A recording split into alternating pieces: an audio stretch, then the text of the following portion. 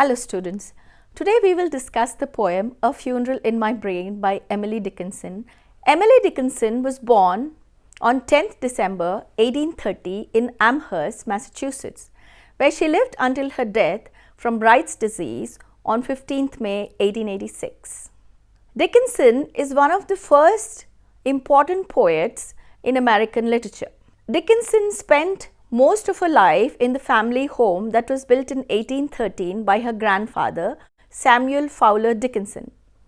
His role in founding the Amherst Academy in 1814 and Amherst College in 1821 began a tradition of public service continued by her father, Edward, and her brother, Austin.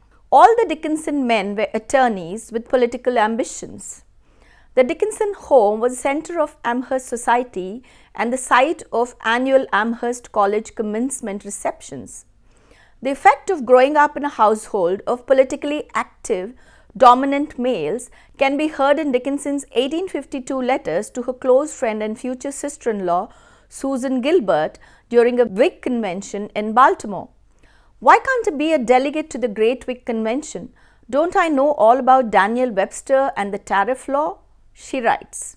As the confidence and frustration of this letter asserts, the Dickinson family tradition had prepared the poet for a life of political activity and public service, only to deny her that life because of her gender.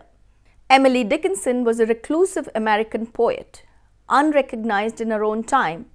Dickinson is known posthumously for her innovative use of form and syntax. Let us discuss her early life. Born on December 10, 1830 in Amherst, Massachusetts, Emily Dickinson left school as a teenager, eventually living a reclusive life on the family homestead. There, she secretly created bundles of poetry and wrote hundreds of letters. Due to a discovery by Sister Lavina, Dickinson's remarkable work was published after her death on May 15, 1886 in Amherst, and she is now considered one of the towering figures of American literature. Dickinson's family dynamics and writing. Dickinson began writing as a teenager. Her early influences include Leonard Humphrey, principal of Amherst Academy, and a family friend named Benjamin Franklin Newton, who sent Dickinson a book of poetry by Ralph Waldo Emerson. In 1855, Dickinson ventured outside of Amherst as far as Philadelphia, Pennsylvania. There she befriended a minister named Charles Wadsworth, who would also become a cherished correspondent. Little of Dickinson's work was published at the time of her death, and few works that were published were edited and altered to adhere to conventional standards of the time. Unfortunately, much of the power of Dickinson's unusual use of syntax and form was lost in the alterations. After her sister's death, Lavinia, Dickinson discovered hundreds of poems that Emily had crafted over the years. The first volume of this work was published in 1890. A full compilation, The Poems of Emily Dickinson, wasn't published until 1955, though previous iterations have been released. Emily Dickinson's stature as a poet. Emily Dickinson's stature as a writer soared from the first publication of her poems in the intended form. She is known for her poignant and compressed verse, which profoundly influenced the direction of 20th century poetry. The strength of her literary voice, as well as her reclusive and eccentric life, contributes to the sense of Dickinson as an indelible American character who continues to be discussed even today. Emily Dickinson is now considered a powerful and persistent figure in American culture and literature.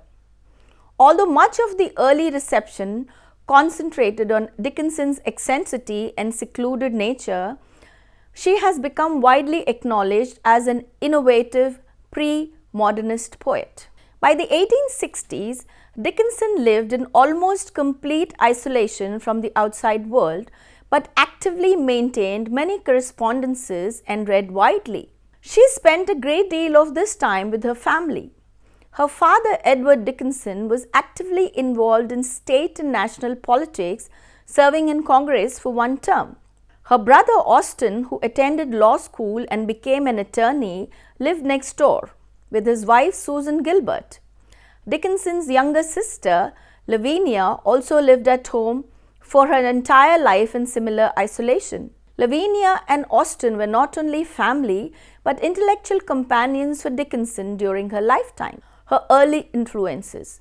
Dickinson's poetry was heavily influenced by metaphysical poets of 17th century England, as well as her readings of the Book of Revelation and her upbringing in a Puritan New England town, which encouraged a Calvinistic, orthodox, and conservative approach to Christianity. Dickinson's inspiration.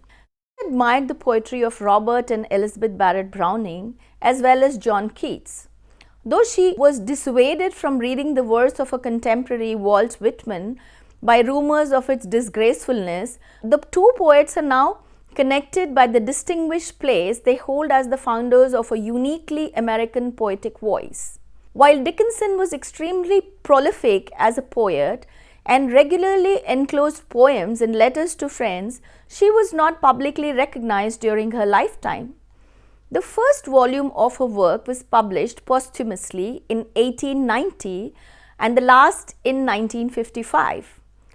Upon her death, Dickinson's family discovered 40 hand-bound volumes of nearly 1800 poems as fascicles, as they are sometimes called.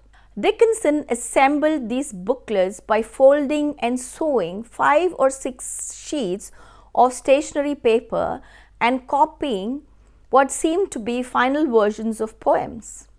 The handwritten poems show a variety of dash-like marks of various sizes and directions. Some are even vertical.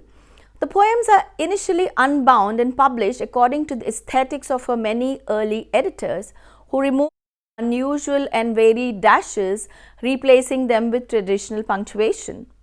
The current standard version of her poems replaces her dashes with an end dash, which is an enclosure typographical approximation to her intention. The original order of the poems was not recorded until 1981, when Ralph W. Franklin used the physical evidence of the paper itself to restore her intended orders, relying on smudge marks, needle punctures, and other clues to resemble the packets. Since then, many critics have argued that there is a thematic unity in these small collections, rather than their order being simply chronicle or convenient. The manuscript books of Emily Dickinson is the only volume that keeps the order intact. Her life. As early as 1891, William Dean Howells wrote that, "If nothing else had come out of our life but this strange poetry, we should feel that in the work of Emily Dickinson, America or New England rather had made a distinctive addition to the literature of the world and could not be left out of any record of it." 20th century critic Harold Bloom has placed her alongside Walt Whitman, Wallace Stevens, Robin Frost.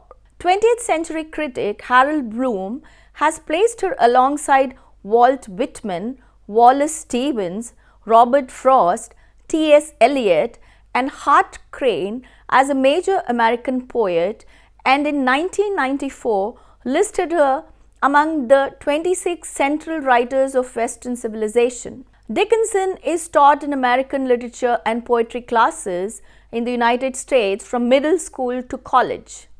Her poetry is frequently anthologized and has been used as text for art songs by composers such as Aaron Copland, Nick Perrose, John Adams, and Michael Tilson Thomas. She was a pioneer in women's education and won several honors for her work. Several schools have been established in her name.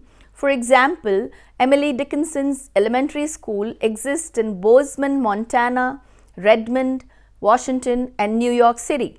A few literary journals, including the Emily Dickinson Journal, the official publication of the Emily Dickinson International Society, have been founded to examine her work.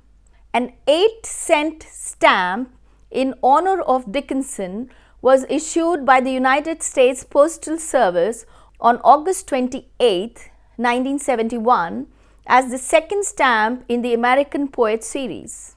A one-woman play entitled The Belle of Amherst first appeared on Broadway in 1976, winning several awards.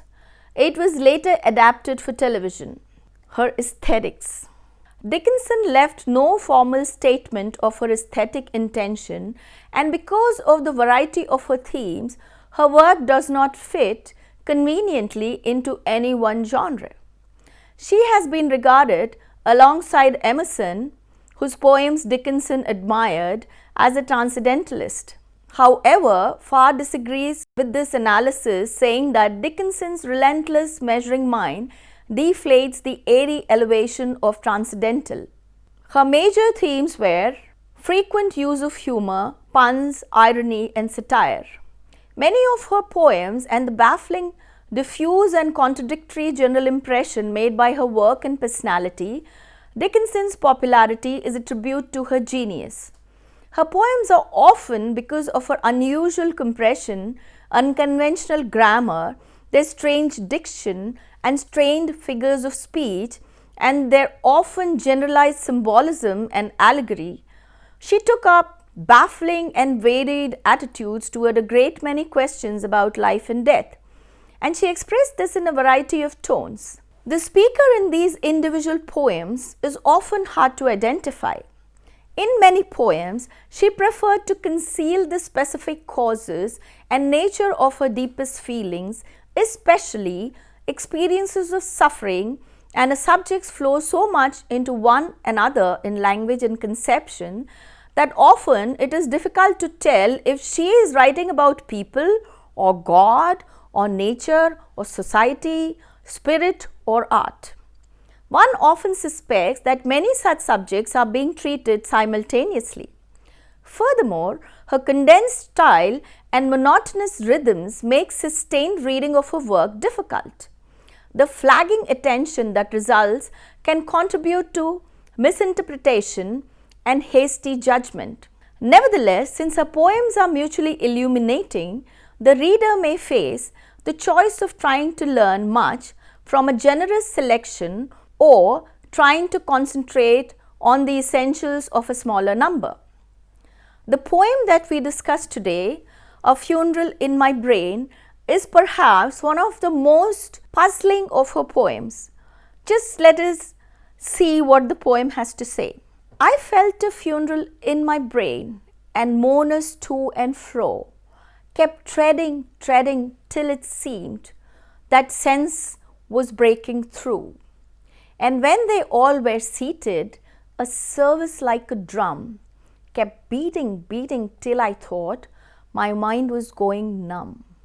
And then I heard them lift a box and creak across my soul with those same boots of lead.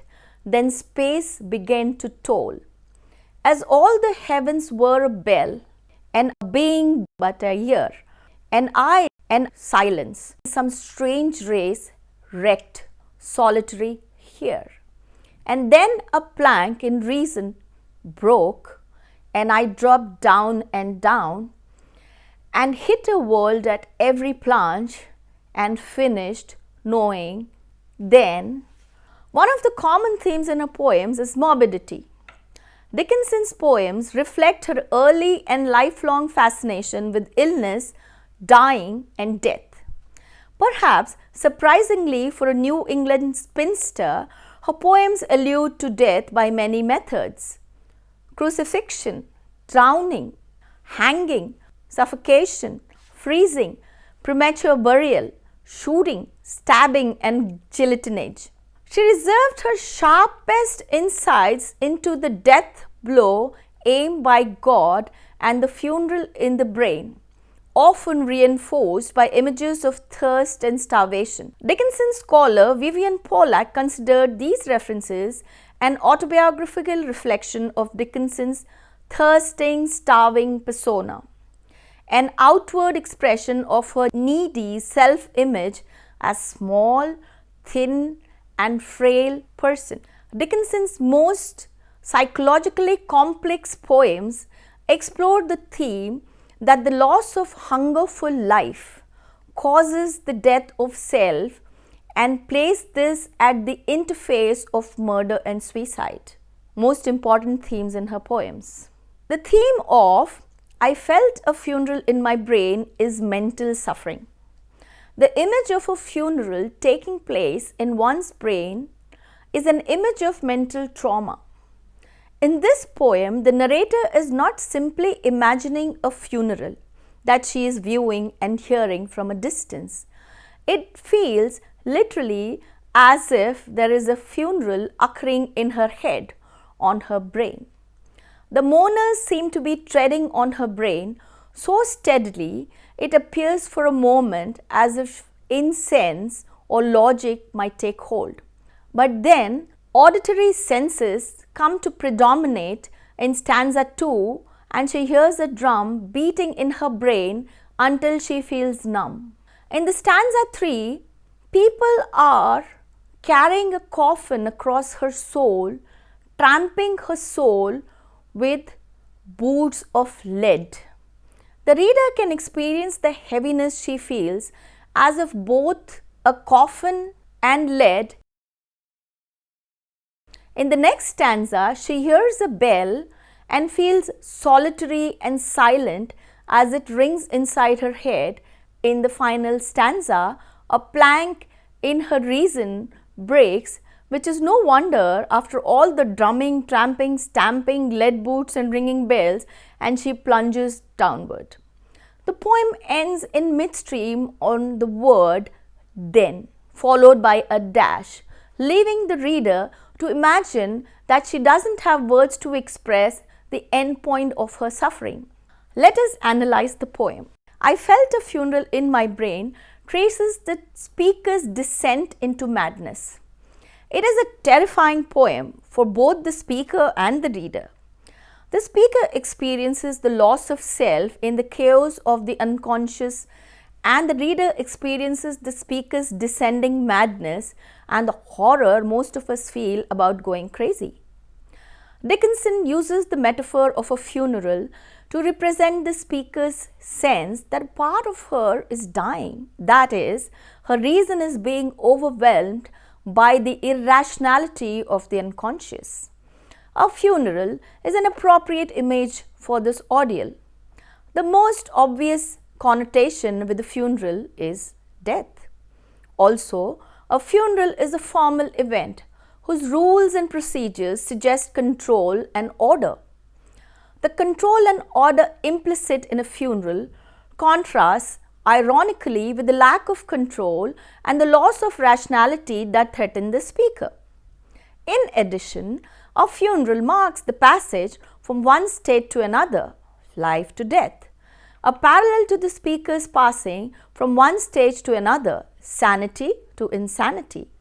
However, the poet is not observing the funeral but is feeling it. She is both observer of the funeral and the participant, indicating that the self is divided. By the end of the poem, the self will have shattered into pieces or chaos.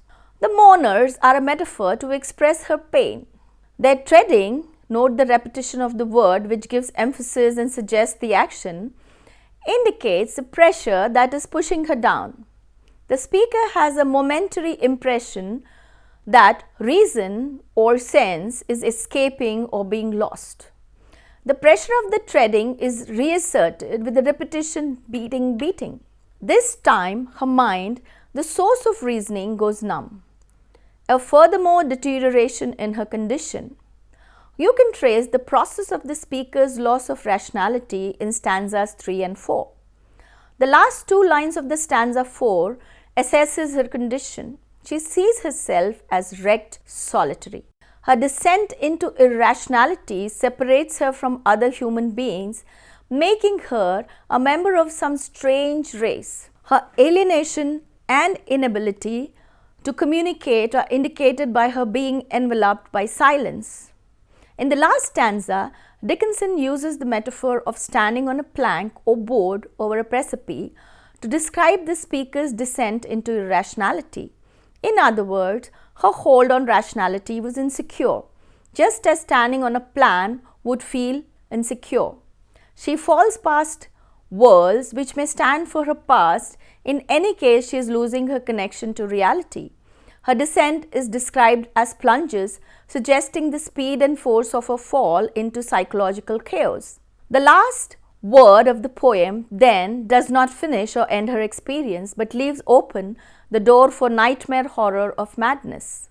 Puritanism was Dickinson's first language. It immersed her in a discourse which overdetermined the value, place, and role of both men's and women's bodies. Therefore, regardless of whether she practiced or believed in religion, Puritanism influenced her perception of gender and caused Dickinson to reevaluate Puritanism in her poetry. Emily Dickinson's poem often expressed joy about art, imagination, nature, and human relationship, but a poetic world is also permeated with suffering and struggle to evade, face, overcome, and wrest meaning from it. Many of her poems about poetry, love, and nature that we have discussed also treat suffering. Suffering is involved in the creative process. It is central to unfulfilled love, and it is part of her ambivalent response to the mysteries of time and nature. Suffering plays a major role in her poems about death and immortality, just as death often appears in her poems that concentrate on sufferings. Her poems on this subject can be divided into three groups: those focusing on deprivation as a cause of suffering, those which anguish leads to disintegration, and those in which suffering or painful struggles bring compensatory rewards or spiritual growth. Summary of the poem. A brief summary of the poem quickly reveals how odd it is, even by Emily Dickinson's wonderfully eccentric standards. But then, I felt a funeral in my brain is about going mad, about losing one's grip on reality and feeling sanity slide away, at least in one interpretation or analysis of the poem. In the first stanza, the poem speaker uses the metaphor of funeral for what is going on inside her head. We will assume that the speaker is female here, though this is only surmise. Dickinson often uses male speakers in her poetry. Her sanity and reason have died, and the chaos inside her mind is like the mourners at a funeral walking backward and forward. The insistent repetition of treading evokes the hammering and turbulence within the speaker's brain. These mourners sit down and the service takes place, featuring first a drum beating, then following the creaking lift of the lid of a box, a sound that reminds the speaker of a bell. Yet, as so often with Emily Dickinson's poem, the meaning cannot be as straightforward as this. The funeral suggests the loss of something, but is it reason and sanity that are lost, or is it reason and sanity that kill off something else? Who or what is the funeral in my brain? The poem withholds this information. Note how at the end of the first stanza, Dickinson's speaker says that it seemed that sense was breaking through, as if sense, common sense, reason, sanity is breaking through. That could suggest that they are making progress, that sense is conquering irrationality, and it is unreason rather than reason that has died. This is perhaps an inevitable part of getting old. We lose our sense of fun, our childlike irrationality, as our mind hardens into reason and sense. Part of the problem lies in how we view the phrase breaking through, which could either mean coming into view or falling and collapsing through something such as floorboards. What's more, a funeral is traditionally a solemn and sober affair, formal and orderly, more evocative of sensible reason than wild irrationality. If irrationality or madness had broken through and taken over instead, wouldn't we expect something more chaotic and disorderly to be going on rather than a funeral with the mourners seated and the mind going numb? The later part of the poem seemed to suggest that we were perhaps right first time. However, that the speaker has lost her mind, the speaker herself finds, along with silence, solitary like a shipwrecked person. And then perhaps helped along by this solitude and silence, a plank in reason broke, and the speaker describes the following sensation as like falling through the floor. She loses her sense of being grounded and stable, falling down and down. It appears that she has lost her reason, yet the final line of Dickinson's poem is ambiguous and finished knowing then. Finished knowing as in stopped knowing something or ended up knowing something. Finished knowing is ambiguous. Does the speaker gain or lose knowledge at the end of the poem? And if she does gain knowledge, knowledge of what? I Felt a Funeral in My Brain is one of Emily Dickinson's most puzzling poems, in that its meaning could be interpreted in two very divergent ways. The ambiguities are simply a matter of difference in meaning, but of sheer opposition. Whose funeral is it, anyway? Our analysis cannot answer that question. The poet's physical body is treated metaphorically as funeral attendees and her aware self as the consciousness trapped helplessly within the funeral event. The consciousness feels under assault by boots of lead and a service that, like a drum, kept beating until she felt her mind numbing. Interestingly, here, as if your nerves deny you, Dickinson locates herself as somewhere other than her mind or her soul. For she not only feels her mind going numb, but she hears a heavy coffin creaking across my soul. People who never had a migraine but who have worked with migraine claim that the poem is a very good description of the pulsing, skull-filling pain that makes every noise painful, if not excruciating. Indeed, some of the major imagery in the poem involves sound. There is the funeral service that beats and beats like a drum, the creaking of the heavy coffin carried across a soul, and the tolling of space as if all the heavens were a bell. In fact, the poem's existence is reduced to nothing but a year. Whether describing a migraine or breakdown, or perhaps both, the poet's aware self is experiencing something very much like torture. The poem is one long single sentence connected with 13 ands and additional implied ones, as in treading, and beating. The slow pace heightens the pain. It is very hard to read the poem in anything other than the dragging pace of a funeral. When Dickinson writes that the mourners kept treading through her brain in the leaden boots until sense was breaking through, she says two things.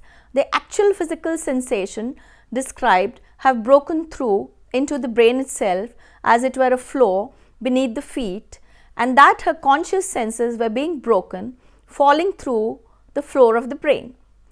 The latter image sets up the stanza when a plank in reason breaks and her aware self drops down and down until ultimately it loses all knowledge and awareness. The fourth stanza is quite strange.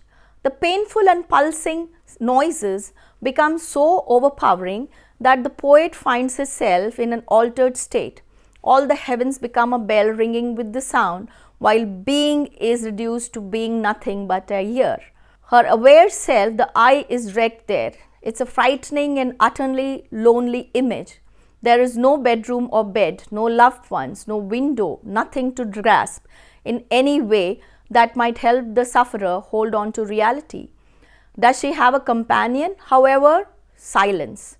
This companion, wrecked and solitary, with the poet's aware self, is completely unexpected after all the merciless and excruciating pain. It makes sense, as the scholar has used to describe many of Dickinson's images and phrases. But the aware self cannot maintain this terrible quiet for long. In one of her strongest images, Dickinson has a plank in reason breaking. This image not only recalls the mourners treading back and forth across the floor, but suggests that there is a floor to our sanity, something that holds our sense of self and sanity together. The final line, when knowing is finished, comes as an almost welcome and relief. Rest is finally achieved, both physical and mental. Dickinson is a poet who famously charts a conscious awareness far beyond the grave, and this finishing of knowing is strikingly fine.